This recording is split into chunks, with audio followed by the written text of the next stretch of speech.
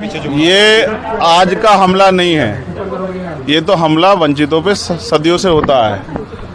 और ये कोई पहला वंचित वर्ग का कोई व्यक्ति नहीं जिसकी जान पे बनाई है। ऐसे बहुत सारे इंसिडेंट हुए, बहुत सारे लोगों की जान गई, लेकिन आज कानून का राज है। जब मेरे जैसे व्यक्ति के साथ ये हो रहा है तो आम वंचित वर्ग के व्यक्ति के साथ क्या होता है, उत्तर प्रदेश में क्या लॉ एंड ऑर्डर है, इसको हमें समझना चाहिए।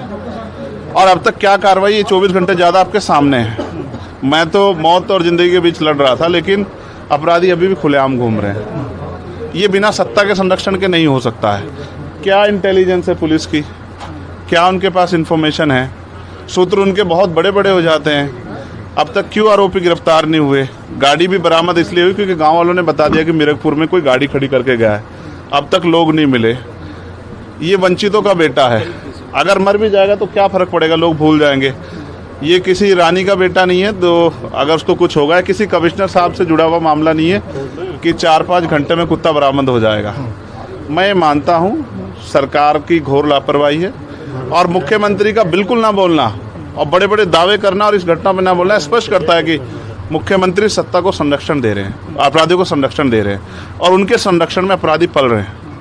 और ये कानून व्यवस्था के लिए, लोगों के कानून के प्रति विश्वास के लिए बड़ा खतरनाक है। अच्छा, हम लोगों ने सीसीटीवी देखा, उसमें दिख रहा है कि पीछे से गाड़ी आके चेस करती है। और क्या कुछ अगर कुछ बता पाएंगे कि आप कहाँ थे, कैसे फायर? देखिए, मैं दिल्ली से लौटा हूँ, मेरे एक साथी की डेथ हुई, मैं थोड़ा सा परेशान था। फिर उस डेथ की सूचना के बाद मुझे आना था देवबंद में। हमारे एक साथी की माताजी की डेथ हो गई थी, उनके यहाँ रस्म पगड़ी का कार्यक्रम था। उनके घर से जैसे मैं निकला, सहारनपुर की तरफ मुश्किल से 50 मीटर चला होगा, एक गाड़ी आती है। मैं फ़ोन पे थोड़ा मेरा ध्यान था, उसने जो वहाँ से गोली चलती है और वो गोली मेरे कान के पास से निकलती है। मैं अपने साथियों को कहता हूँ कि गोली चली है। पहले मुझे लगा, आवाज़ से लगा पटाखा है, लेकिन बाद में जब उसके वो वाइब्रेशन हुई जाते हुए तो मुझे एहसास हुआ गोली, और वो गाड़ी में टकराई भी।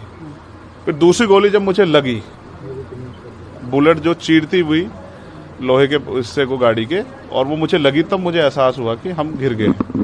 फिर तीसरी गोली चली, इसने मेरा आगे वाला शीशा पूरा डैमेज कर दिया। चौथी गोली पे मैं नीचे हो गया, जो गोली आपने देखा कि वो सीधी उसमें लगी। अगर मैं नीचे ना होता तो वो मेरी छाती के आर पार चली जाती। फिर वो गाड़ी 10 मीटर आगे जाकर रुक जाती है। वो 2 हवा में फायर करते हैं जैसा मैंने देखा, और फिर उन्होंने फिर हमारी गाड़ी फायर किया। वो फायर जो है गाड़ी के नंबर प्लेट पे लगी। मेरा ये मानना है, उनको ऐसा लगा होगा कि हमने जो काम करने आए थे वो कर दिया, अब ये मर गया शायद, जैसा पहले कई घटना में हो। फिर वो शायद सरेंडर करने के मूड में थे, लेकिन जैसे ही मनीष ने गाड़ी को मेरे कहे से यू टर्न लिया, उनको समझ आया कि ये जिंदा है, तब वो वहाँ से भागे। हमने पुलिस को बताया कि ये गाड़ी का नंबर है, फिर उन्होंने उसको इंक्वायरी किया। पुलिस के अच्छे अधिकारी यहाँ हैं, उम्मीद है वो अच्छा काम भी करेंगे। लेकिन ये स्पष्ट हुआ कि अपराधियों में कोई डर भय नहीं है। कितने लोग थे? 3 लोग थे। 2 लोग असले से हमला कर रहे थे, एक व्यक्ति गाड़ी चला रहा था। चंद्रशेखर जी, कोई थ्रेट कॉल आया हो आपको इससे पहले, कोई धमकी? पिछले कई सालों से आ रही है। मैं लगातार पुलिस को इंटीमेट भी करता रहता हूँ। मैंने डीजीपी को भी लिखा, गृह मंत्री को भी लिखा, मुख्यमंत्री को भी लिखा, यहाँ के पहले एसएसपी डीएम थे उनको भी लिखा। लेकिन डीएम साहब जो पिछले थे, अखिलेश सिंह जी, उन्होंने साफ मना कर दिया कि चीफ मिनिस्टर नहीं चाहते चंद्रशेखर को सुरक्षा दी जाए। मेरे आज भी याद है ये बात, क्योंकि मैंने एलआईयू के अधिकारी द्वारा पूछा कि भाई मैंने आपको बताया थ्रेट भी है, फिर क्यों नहीं हो रहा है? तो उन्होंने कहा भाई ये सरकार का मामला, सरकार चाहे तो दे सकती। तो मैं चाहता हूँ मुख्यमंत्री इंतजार कर रहे हैं कब चंद्रशेखर मरे, उनका काम आसान हो। लेकिन उनको ये नहीं पता कि गरीबों की, कमजोरों की, शोषितों की बात करने वाला चंद्रशेखर इतनी आसानी से उनकी रास्ते में से नहीं हटेगा। अतीक अशरफ के साथ जैसा हुआ वैसा ही कुछ होने वाला था, ऐसा आपको लगता है? अब आप इसका आकलन खुद करें कि क्या हुआ और क्या हो सकता था। आपके पास एक और बात, मुझे ऐसा लगता है कल की घटना के बाद, इतने बड़े उसके बाद भी अगर मैं सुरक्षित हूँ तो हमारे संतों, गुरुओं, महापुरुषों का आशीर्वाद, हमारी करोड़ों बहनों माताओं का आशीर्वाद, बुजुर्गों का मेरे पास है।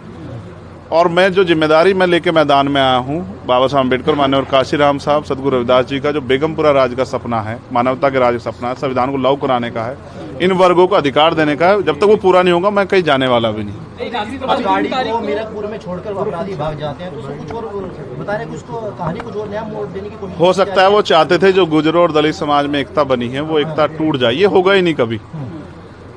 ठीक है, ये नहीं हो सकता है। महापंचायत आप लोग कर रहे हैं अपनी मांगों को लेकर। हमारी लीडरशिप ने ये निर्णय लिया है कि जब 24 घंटे में गिरफ्तारी नहीं हुई तो हमें अपने लोगों को भी जवाब देना है, तो इसलिए शायद उन्होंने 3 तारीख का समय रखा है। मैं उसका हिस्सा बनूंगा।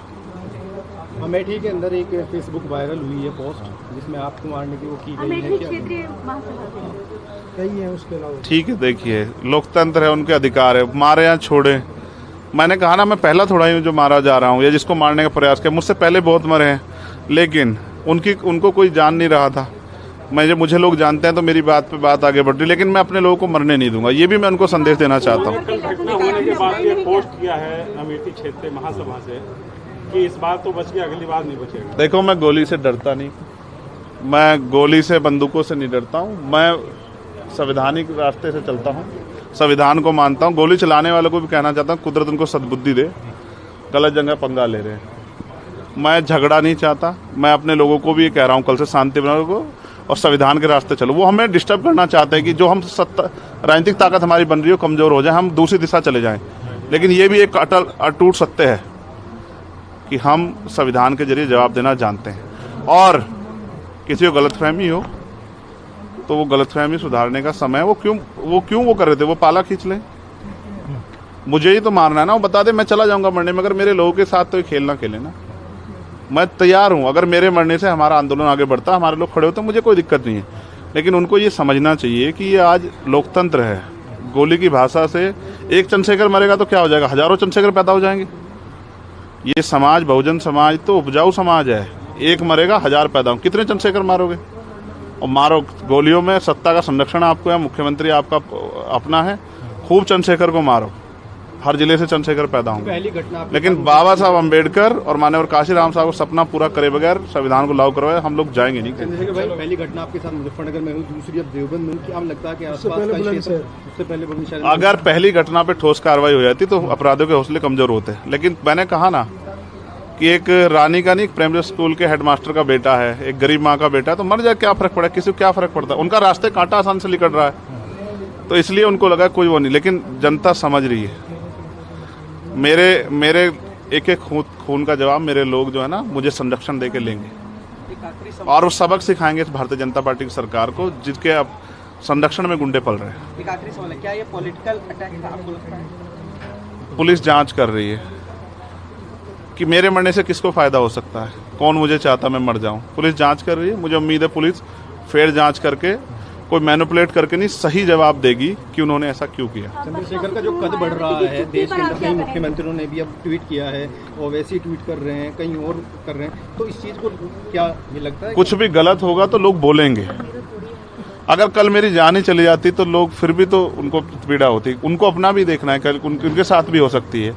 ये लाइन ही, विचारधारा ही गलत है कि गोली से वो करो, और ये बीजेपी की भाषा है, गोली मारो सालों को, ये वो उपजाऊ हो रही है। देखिए, बहन जी से मेरी कोई नाराजगी नहीं है, मैंने उनको हमेशा बड़ा माना, वो मुझे छोटा नहीं मानती अपने परिवार का। उनको ये घटना छोटी लगी, शायद अगर मैं मर भी जाता शायद उनको इस पर कोई शायद बुरा नहीं लगता, मुझे उनसे कोई दुख नहीं है। मेरे लोग मेरे साथ नहीं है बहुत, और वो समझ रहे हैं कि जो उनके लिए मरने को तैयार है, जिसने जो जान पे जिसकी बनाई है, वो हमारा अपना है। मेरे लोग मेरे साथ खड़े होंगे, मैं इस लड़ाई को लड़ता रहूँगा। लगभग सभी दलों के लोग आपसे मिलने आए हैं, कैसा कुछ देखते हैं, क्या नहीं, मैं उनका धन्यवाद करता हूँ। नहीं, मैं कह रहा हूँ बस सबका धन्यवाद करता हूँ, मगर ये है, मैं ये प्रयास करूंगा कि भविष्य में ऐसा किसी के साथ ना हो, इसलिए लॉ एंड ऑर्डर की कानून व्यवस्था अच्छी होनी चाहिए, मुख्यमंत्री उस पर ध्यान देना चाहिए। बात चंद्रशेखर की नहीं है, बात इस प्रदेश में हो रही हजारों बहनों के साथ जो अस्मतें लूट रही है, हर महीने रेप हत्याएं हो रही हैं, लोगों की जान जा रही है, ये सब उन पे वो करता है। तो वो मुख्यमंत्री पद पर बैठे हैं, अगर वो इसको संभाल नहीं पा रहे हैं तो क्या फायदा, फिर उनको इस्तीफा दे देना चाहिए। फिलहाल आप ठीक है, डिस्चार्ज किया जा रहा है? हाँ, ठीक हूँ। बस कार्यकर्ताओं ने आज जो है जगह जगह ज्ञापन दिया है, सहारनपुर में दिया, अगली रणनीति क्या रहेगी? नहीं, कोई रणनीति नहीं है, पार्टी के सीनियर लीडर जो तय करेंगे हम लोग उस पर काम करेंगे। और दूसरा, मेरे पीठ में जहाँ गोली लगी है वहाँ ड्रेसिंग जारी है, पहले से आराम है, बस एक जलन और वो घाव है, जख्म वो तो है ही, तो सांस लेने में दिक्कत थी, बीपी जो है फ्लक्चुएट हो रहा था, अप डाउन हो रहा था, वो अब ठीक है पहले से।